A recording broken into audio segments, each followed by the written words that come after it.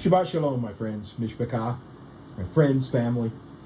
Know that I hold you dear and love you and am so grateful for the opportunity to come to you today with the message of this week's parashah. In fact, it's a double parashah. It's Mattot-Masa'ei out of Bimidbar, or Numbers chapter 30, verse 2, 36:13. Bimidbar, the Hebrew name for it, means in the wilderness. Very appropriate for the text.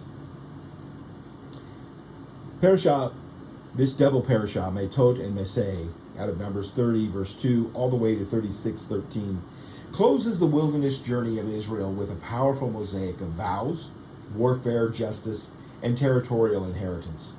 In fact, at first glance, these sections may seem unrelated, but a deeper look reveals a unifying thread, the sacred responsibility of preparing to enter the land, both practically and spiritually. We begin with the vows, nidar, the spoken word binding soul to deed. When a man vows a vow to the Lord, he must keep his word. He must not break it. We see this in chapter 30, verse 2. This reminds us that holiness is not only found in offerings, but integrity. Words shape reality. Faithfulness in speech reflects faithfulness in relationship with God and with one another. In a world of broken promises, the Torah challenges us to be people whose word is sacred. That men and women would be looked upon who follow the God of Israel, who follow Yeshua Mashiach, Jesus our Messiah. They'd be looked upon as integral, or in people with integrity. Then comes the war against Midian, we see in chapter 31. This is a very difficult passage, and some would see it ethically charged.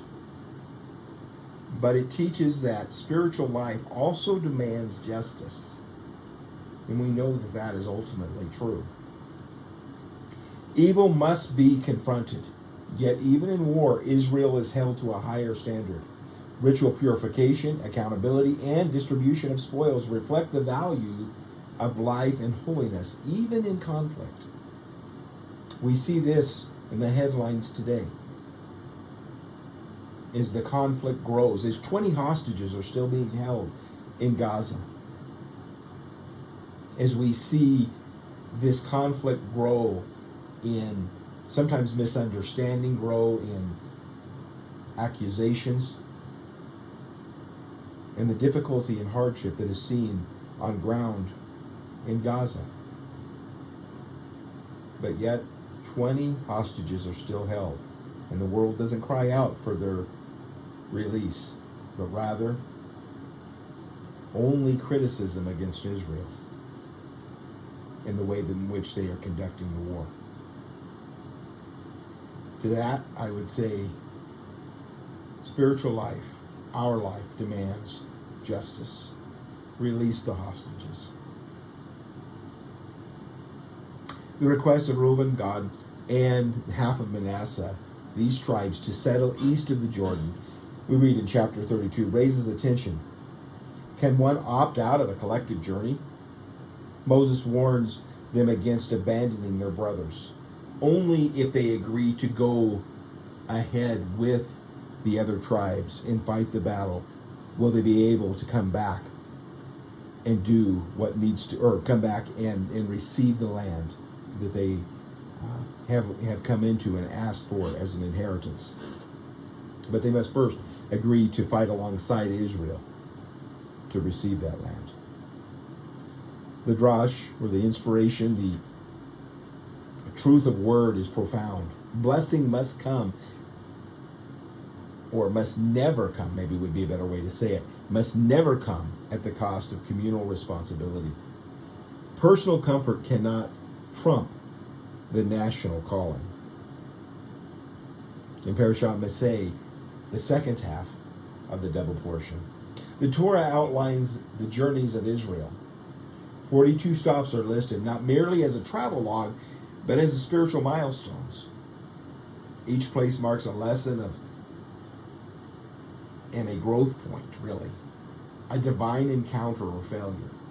Our lives too are a journey filled with stops, some bitter, some sweet, all part of the soul's revelation or identity of His holiness and His reality. In fact, and of His image being revealed in us and through us. Finally, the portion ends with boundaries, cities of refuge, and the protection of inheritance, a fitting preparation for entering the land.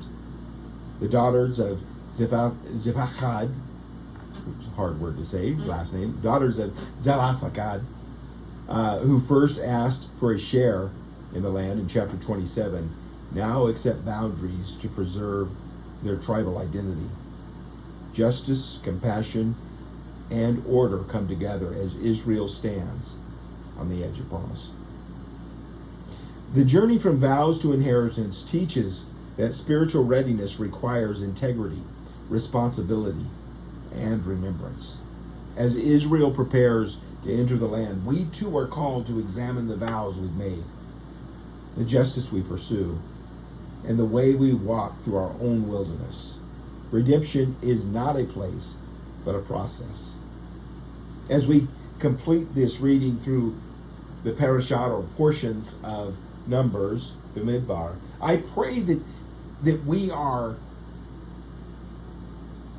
caught up even more, inspired even more, strengthened even more, to focus on Yeshua Mashiach, our Messiah, as it's revealed throughout Torah and the Scriptures, all of the Scriptures.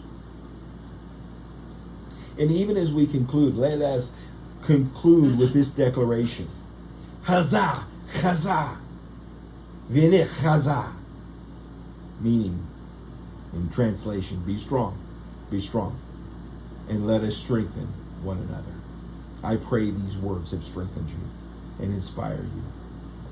And it has been such a great joy, again, to come to you on this Shabbat, Erev Shabbat, as we enter into this day of rest and reflection on the Word of God.